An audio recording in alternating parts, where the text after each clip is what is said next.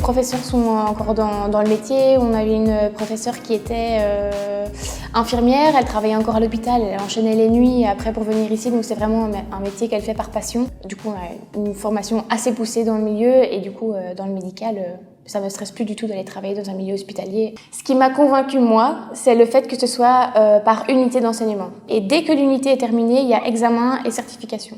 Et d'étaler les examens sur vraiment toute l'année, quoi. Je travaillais le matin de 8 à 12, j'avais le temps de manger quelque chose, de venir ici, puis ça me permettait de pouvoir quand même travailler, d'avoir une rentrée financière en même temps.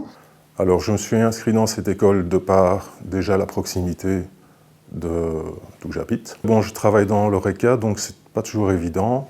Mais j'ai pris un créditant, ce qui m'a permis finalement d'assez facilement pouvoir commencer les études une fois par semaine. Il y a un certificat à la clé que je recevrai une fois que j'ai terminé mon travail de fin d'études, qui consiste en fait à remettre un travail sur un sujet bien particulier, à le creuser bien à fond, et finalement l'obtention d'un diplôme qui permettra d'avoir, pour ma part, une activité complémentaire certainement dans le domaine. En Brabant Wallon, UBE dispose de 2 instituts d'enseignement pour adultes et de formation continue. Ces 2 écoles offrent une large gamme de formations dans différents domaines. Pour Rixensart, Jodogne et Cours-Saint-Étienne, un axe de formation basé sur tous les métiers tournant autour du bien-être. Je cite par exemple la sophrologie ou encore la réflexologie plantaire. Ils ont également une section fleuriste, ils ont des langues qui sont communes avec l'Institut de Braine-l'Alleud. Ils ont également en commun avec l'Institut de Braine-l'Alleud la section antiquité brocante. Quant à nous, ici sur Braine-l'Alleud, nous avons un pôle médical où nous formons des secrétaires médicales, mais également des pédicures spécialisées.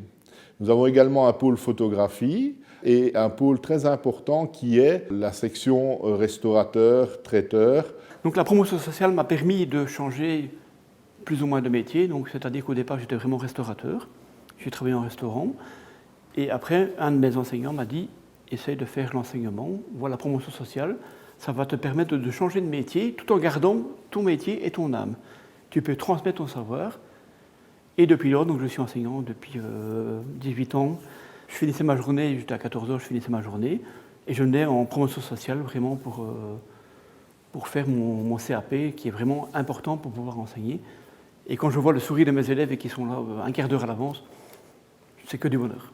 Et de savoir que des élèves à moi ont ouvert le restaurant, c'est une fierté. Un public important de nos étudiants qui ont aujourd'hui un emploi, mais qui visent par exemple une promotion ou un autre emploi, et bien là, ils vont aussi pouvoir venir chercher chez nous les compétences et les outils nécessaires pour pouvoir atteindre ce qu'ils visent. Ça, c'est une chose très importante chez nous, effectivement. Donc des enseignants qui sont capables de fonctionner de manière modulaire, sur quelques semaines, de pouvoir donner leurs cours, donner leurs apprentissages, mais aussi sur quelques mois, quelques années, transformer leurs cours, le faire évoluer en fonction des nouvelles techniques, en fonction des nouvelles innovations sociétales.